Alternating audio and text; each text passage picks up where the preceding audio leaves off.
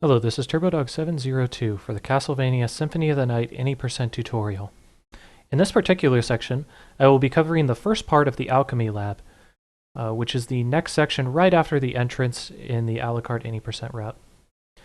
Inside this section, I'll try to do a breakdown of each room individually, and discuss what type of obstacles you're going to be facing, troubles you might encounter and ways to get around them, and the general route itself to make your way over to the Slogger and Gaibon fight.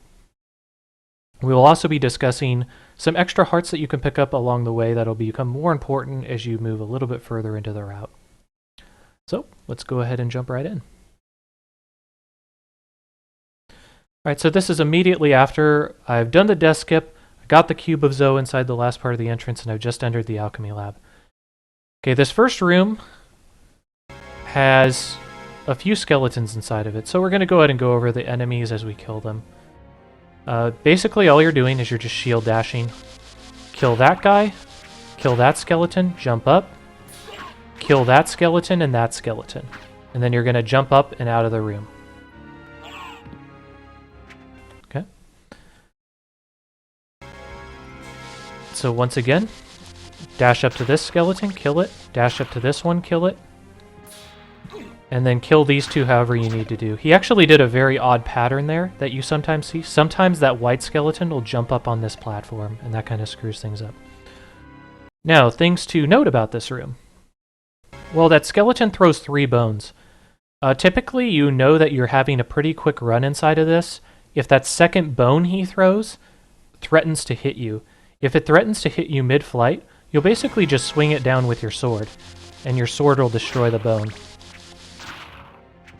Oops. Let's go ahead and try that again.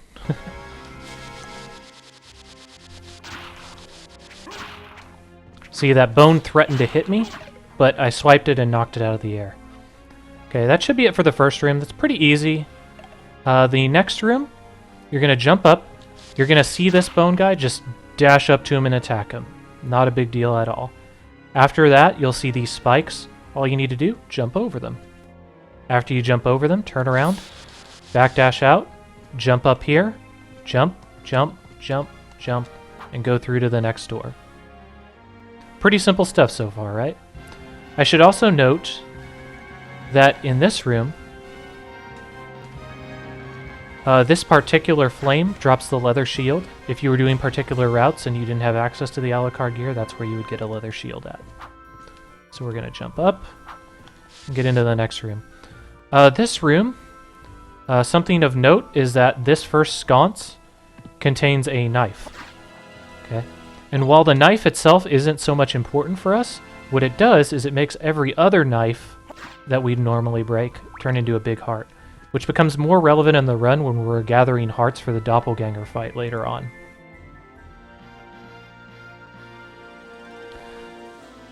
It should also be noted that while you're jumping up into these areas, since you really don't need anything else, you can use your sword to be able to swipe these sconces and just get some free money and some free hearts along the way. There is one particular sconce that I'm going to say that you shouldn't break, but I'll cover that in a bit. This next room is fairly the same, except it has a skeleton at the bottom. Not a big deal though, we just jump up, break the sconces, and make our way up. Now something that I wanted to mention about this room is the possibility that if you screw up, like let's say you dash off of here, that skeleton can actually throw a bone that hits you. So if you mess up badly, like you make a bad jump, that can happen. You can mitigate this either by waiting for the bone to happen, or you can hold out your shield and hope that it blocks it effectively. But that's 2 ways to tackle that room in case you mess up. But it shouldn't be too hard. After enough runs, you'll be able to just jump up and out of there. No problem. And you could always kill them too as an option. Alright, this next room is probably one of the more difficult to manage rooms inside of the Alchemy lab. This particular enemy up here is called a Spittlebone. You'll see that it travels around in a circle around this platform and spits little drops down. These drops will cause the poison condition. Poison condition increases the amount of damage that enemies deal to you while it's active, and it reduces the damage that you deal to enemies. It is of the utmost concern that you want to make sure you don't get poisoned because it lasts a very long time. and can affect your Slogger Gaibon fight, which occurs later on in this run. So, what determines when he drops this? Well, there's some indication that depending on the time that you enter this room will determine what pattern he uses for dropping his poisonous drops on. There's a few ways that you can tackle this. The first is really obvious. You can just jump and kill him. However, this increases your experience, and it's not particularly optimal. Another option you can do is to actually wait for him to pass by, and then just continue forward. So, like, let me see if I can do that real quick. So, I come forward, I wait, and then I continue on. That's if you want to be really safe. The other option that you can do is you can just shield dash as normal and try to pay attention to him. Like, my eyes are always on this Spittlebone. If I see poison and I think that while I'm shield dashing, it might land on me, I stop all of my momentum and maybe move a little bit back depending on where I'm at, because I do not want to get hit by this. The advantage to that, though, is if he doesn't drop it like there, I can get past him a lot faster.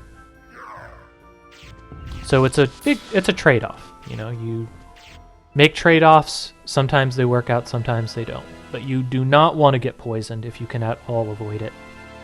It's not quite the run killer that it was before we had access to the Alucard gear, but it's important that you try not to, because it makes the Slogger Gaibon fight longer and more difficult to execute.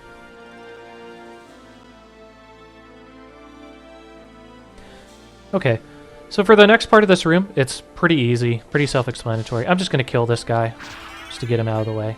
See what I mean about leveling up? Leveling up takes time. We don't want to take time. We come over here, jump, jump, kill that axe armor, jump, jump, and get out of here.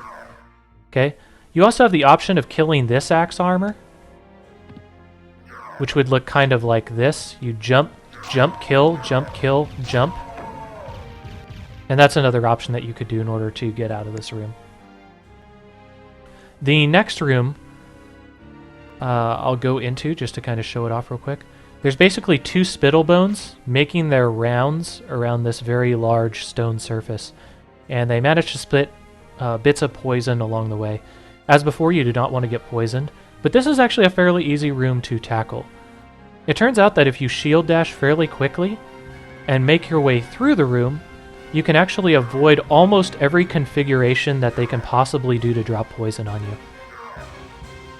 Now, I'm going to actually make a state save here, because I want to explain other things inside of this.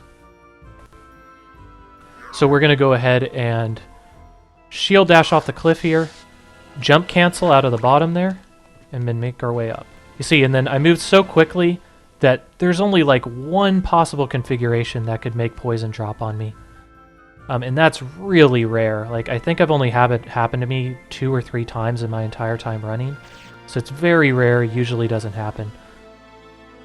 So once again, you backdash off the ledge, jump cancel out of the big fall animation, and just jump up.